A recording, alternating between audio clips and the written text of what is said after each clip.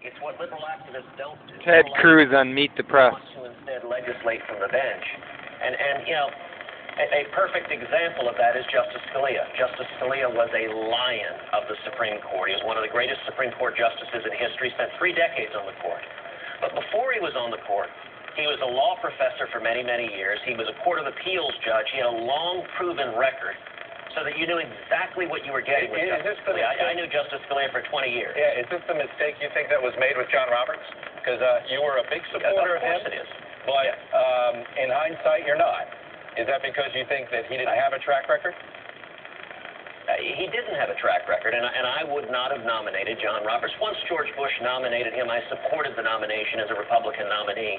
But I would have nominated Mike Ludig, my former boss, who was a Court of Appeals judge, who was Justice Scalia's very first law clerk, and like Mike Ludig, and like Justice Scalia, had a long, proven track record. And Chuck, just as Ronald Reagan was to the presidency, so Antonin Scalia was to the Supreme Court. He had that big an impact. And I think his passing yesterday really underscores the stakes of this election. We are facing our fundamental rights in a balance. Let me ask you, does the United States Senate have an obligation to at least consider a nomination that President Obama puts forward? I understand that you guys don't want it and you would prefer to let the election, but doesn't the United States Senate have an obligation to at least go through the process and have an up or down vote?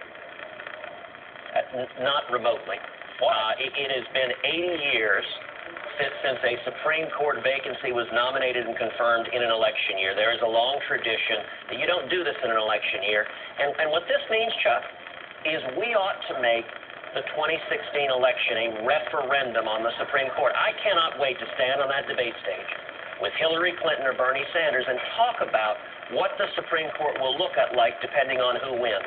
If Hillary Clinton or Bernie Sanders wins, or for that matter, if Donald Trump wins, whose record is indistinguishable from them on a great many issues, then we will see the Second Amendment written out of the Constitution. Another thing we'll see, and this is very relevant for conservatives in South Carolina, if Donald Trump is the nominee or if Hillary Clinton is the president, we will see unlimited abortion on demand throughout this country, partial birth abortion, taxpayer funding, no parental notification, and we'll also see our religious liberty torn down. All right, but I want to go back to the